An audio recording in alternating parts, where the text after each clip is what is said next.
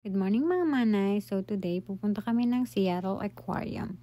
Pero duman muna kami ng Starbucks para bumili ng pagkain at ng inumin. Para hindi magutom sa biyahe, ganun. So tada, nandito na kami. O diba magic, charis. Ito pala ay 35 minutes away lang sa aming bahay. And tada, ang dami ng isda. Pwede nang prituhin, charing. So nag-avail pala kami dito ng membership which is $299 and 16,000 plus sa Philippine peso.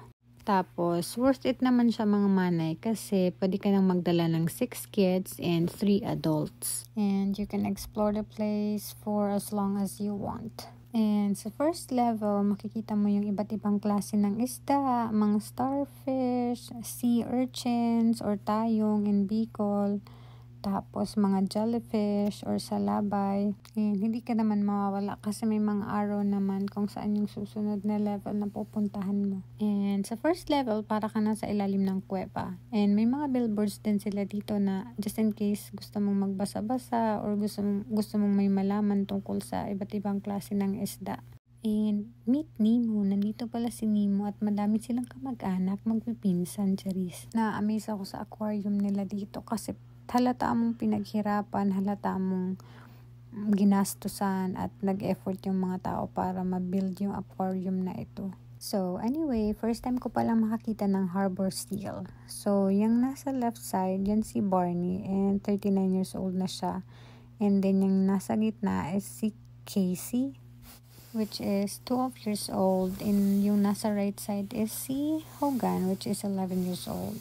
Nakakatuwa kasi may mga pangalan sila and ang cute. And just in case may mga questions ka, may mga tao naman na pwedeng lapitan doon para mapagtanungan. And nandito na pala kami sa second level and yung naglalaro na yan, ang tawag nila ay CR and Filipino dinguin.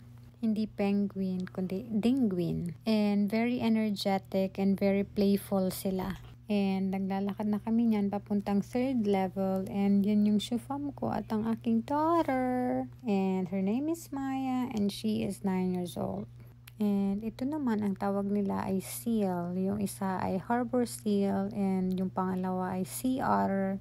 And this one is seal. Pero hindi ko alam kung anong pagkakaiba nila. So, ito pala yung pinaka-favorite kong part kasi kapag pumasok ka dito, mafe-feel mo talaga na parang nasa underwater ka. And medyo madaming tao kasi ito yung pinaka-the best time na bisitahin yung aquarium.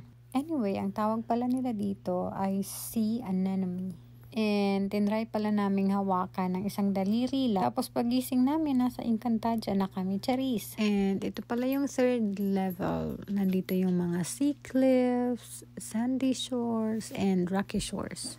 And dito sa part na to ay may makikita kang mga ibon. Pero may net sila sa taas para hindi makawala. And after pala namin dito, dumiretso kami ng Costco at may binili kami. So yun lang mga manay, bye-bye na!